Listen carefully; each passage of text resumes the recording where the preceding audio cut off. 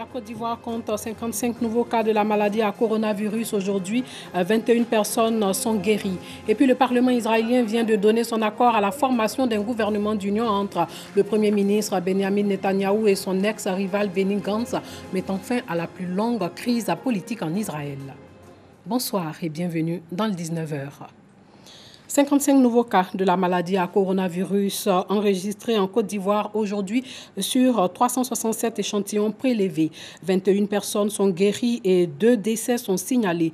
La Côte d'Ivoire compte au total 1571 cas confirmés, dont 742 guéris et 20 décès en tout. L'on dénombre à ce jour 809 cas actifs. Le nombre d'échantillons à ce jour est de 12 312 au total. Un mois après le démarrage du projet Mon école à la maison, quel est l'impact de ces cours sur les apprenants?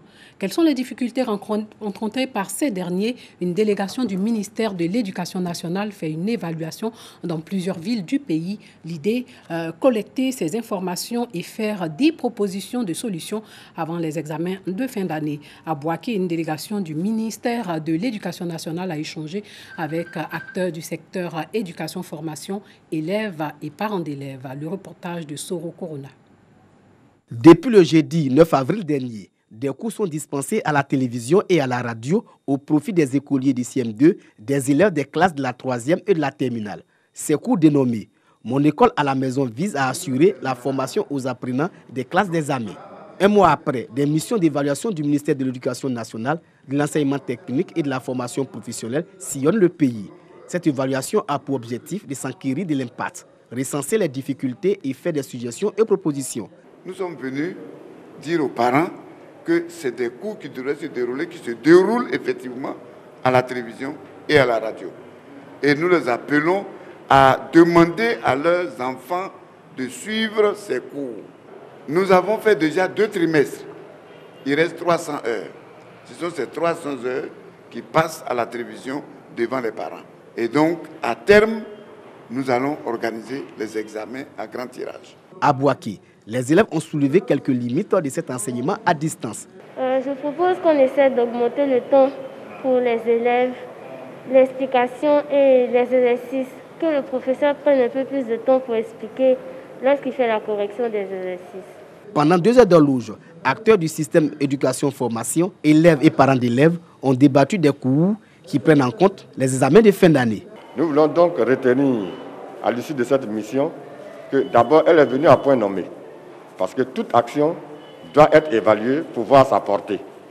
Et ici, il s'agit de savoir si effectivement la plupart de nos enfants suivent ces émissions. S'ils ne suivent pas, quelles sont les difficultés qui font qu'ils ne suivent pas ces émissions. Et je crois que les échanges ont démontré que les difficultés sont nombreuses et se ressemblent. Les cours dispensés à la télévision, à la radio et sur les réseaux sociaux prennent en compte les 300 heures de cours restants dans le programme du système éducatif ivoirien. 113 planteurs et établissements sanitaires d'Agobville ont reçu des vivres et non-vivres de la coopérative des produits agricoles et de commercialisation de café et cacao d'Agoville. Objectif, soutenir les personnes vulnérables et le corps médical pour pallier les effets négatifs de la maladie à coronavirus. Plus de 15 millions de francs CFA en vivres et non-vivres mobilisés pour les populations de Bessédi, Brignan et d'Abié dans la région de Lamé. Une initiative du ministre des Ressources animales et halieutiques, Moussa Dosso, pour soulager les couches vulnérables et sensibiliser les autochtones sur toutes les mesures barrières contre la pandémie à coronavirus, comme le lavage des mains, le port du masque et notamment le couvre-feu. Nous voulons profiter pour dire merci au ministre Dosso. Ces dons peuvent soulager nos parents parce que depuis l'arrivée de cette pandémie, il y a des gens qui n'arrivent même plus à se nourrir. Le représentant du ministre Moussa Dosso, en présence des autorités préfectorales, a rappelé l'enjeu de cette action et invité les populations de ces localités au strict respect des mesures d'urgence sanitaire édictées par le Conseil national de sécurité. Depuis l'annonce du coronavirus dans notre pays, il savait que les mesures barrières suivies par la population sont effectivement respectées. Mais nous constatons également aussi que la majorité de notre population exerce dans le domaine informel. Et il y a aussi un impact économique que les populations vivent. Donc il était vraiment important pour nous, au nom du ministre Dosso, que nous nous rapprochions de cette population-là pour leur apporter et relayer encore une fois le message du gouvernement en respectant les mesures barrières et toutefois aussi en leur apportant des vivres pour leur permettre d'amortir un peu le choc économique. Les autochtones des villages de la région de Lamé sont déterminés à briser la chaîne de contamination de la pandémie du Covid-19 en Côte d'Ivoire. Les actions de lutte contre la maladie à coronavirus se poursuivent. Vous le voyez, l'ONG Le Citoyen Propre sensibilise les populations au respect des mesures barrières. Dangui était dans la commune de Yopougon où s'est déroulée la sensibilisation. Marché du quartier Jérusalem, commune d'Atekoubé, Abidjan, veille de la fête du travail. Quelques visages masqués, mais le respect de la distanciation sociale, un véritable défi sur ce marché. C'est dangereux, mais on est dedans. On les force, mais vous les forcez à faire quoi? On les force à être disciplinés, à obéir à ce qu'on dit à cause de la maladie.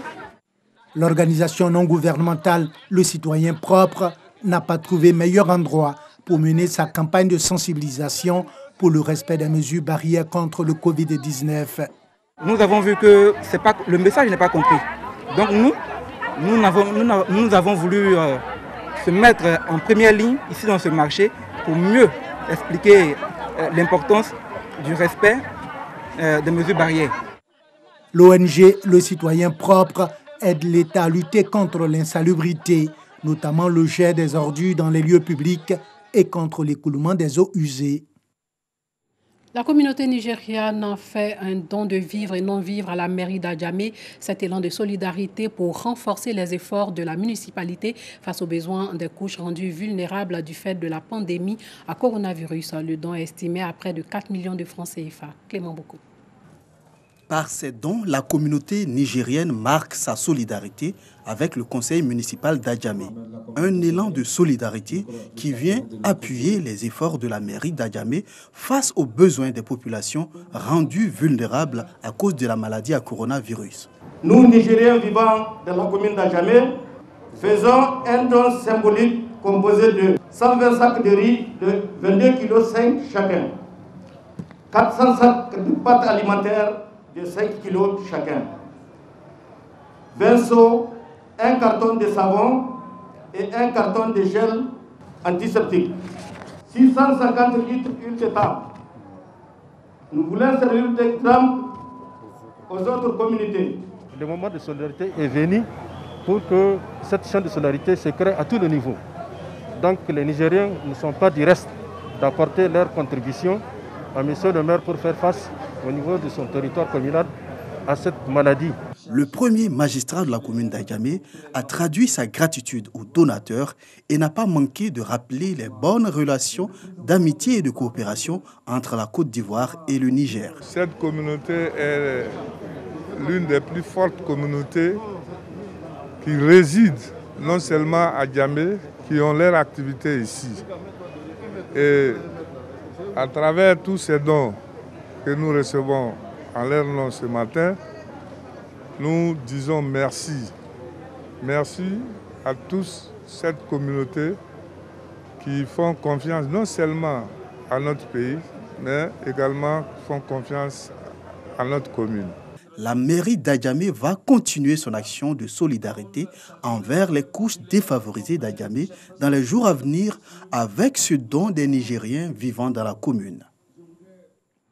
La solidarité ivoirienne, voire africaine, n'est plus à démontrer, dont aussi de l'ONG Bloom à la paroisse Troupeau-Béni de l'église du christianisme en Céleste, c'est dans la commune de Port-Boué. Ce don de plus de 2 millions de francs CFA est d'une fidèle de l'église en vue de contribuer, comme vous le savez, au plan de riposte contre cette maladie. Bintou Pekele. Paroisse Troupeau-Béni de l'église du christianisme Céleste dans la commune de Port-Boué. Lieu choisi par l'ONG Bloom pour ses dons de kits alimentaires, mais aussi des kits sanitaires de lutte contre la maladie à coronavirus Covid-19. Dons estimés à 2 millions de francs CFA. Par ce geste, les initiateurs entendent contribuer au plan de riposte contre la pandémie lancé par le gouvernement. Nous sommes très heureux d'être venus vraiment déposer nos dons dans cette église. Nous disons merci aux responsables de l'église du Christianisme Céleste qui ont bien voulu nous ouvrir leurs portes. Nous comptons sur eux afin que le message que véhicule l'ONG soit porté là où il faut. Les responsables de la paroisse Troupeau Béni rassurent les donateurs que ces kits seront distribués à toutes les églises du christianisme céleste. Aujourd'hui, nous sommes dans une période difficile, pas seulement pour la Côte d'Ivoire, mais pour le monde entier. Et cet acte de charité est un acte d'amour, d'affection et de soutien de la part d'une de nos filles. Et cela nous va droit au cœur. C'est vraiment une grande joie pour nous, mais aussi une fierté de voir que l'une de nos filles a pensé à l'Église avec tous ses dons. L'ONG Bloom a démarré sa caravane de bienfaisance à la grande mosquée de Koumassi. Elle envisage poser ses valises dans les domiciles des personnes devenues vulnérables par la maladie à coronavirus. Faisons un clin d'œil au corps médical. Le combat de Malamine Mané, infirmier au Sénégal, qui n'est pas seul d'ailleurs. Ils sont médecins, infirmiers, ambulanciers ou aides-soignants et se battent en première ligne contre le Covid-19. L'AFP a voulu mettre des noms et des visages sur ces héros anonymes célébrés dans le monde entier. Dakar, Sénégal. Voilà, on est en train de se préparer pour aller administrer un soin. En même temps, un prélèvement. À l'hôpital Pikine, le nombre d'infectés au Covid-19 ne cesse de grimper. Malamine Mané, 43 ans, est infirmier urgentiste en charge des cas suspects de coronavirus. Il est en première ligne. Nous n'avons pas de choix en fait. Du moment qu'on a opté pour être infirmier pour ce métier, d'accord, nous vraiment, je pense que c'est une fierté en quelque sorte d'être infirmier, de pouvoir assister les gens, de pouvoir les aider à recouvrer leur santé. Lorsqu'il rentre chez lui, Malamine Mané prend toutes les précautions nécessaires.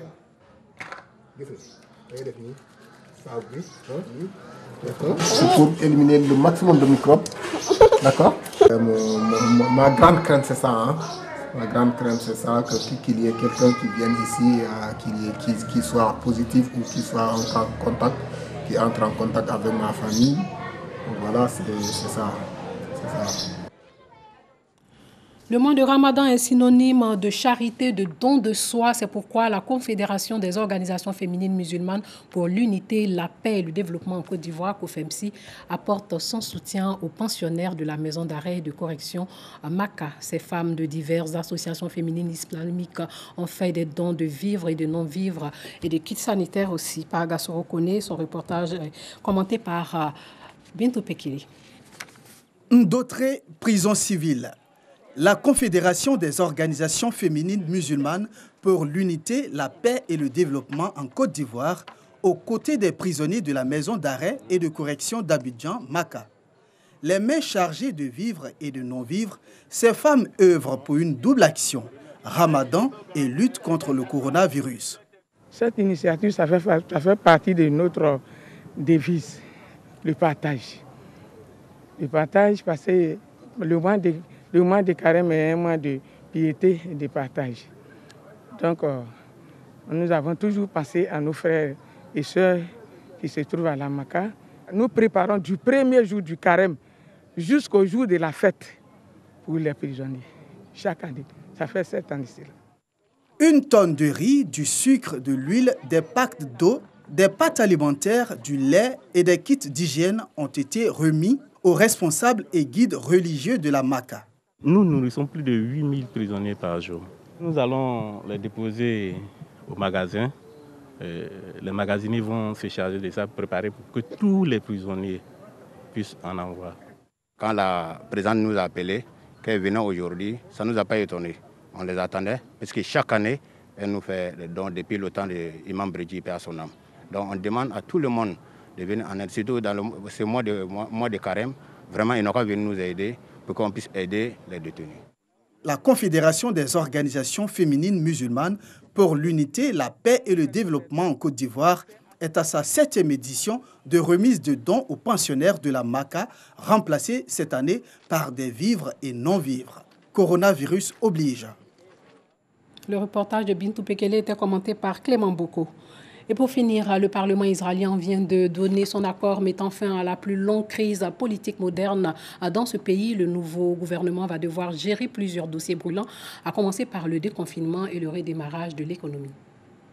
Après la Cour suprême, le Parlement a donné aujourd'hui sa bénédiction à un gouvernement d'union entre le Premier ministre Benjamin Netanyahou et son ex-rival Benny Gantz, qui doivent prêter serment le 13 mai, date prévue de la fin de la plus longue crise politique de l'histoire moderne d'Israël.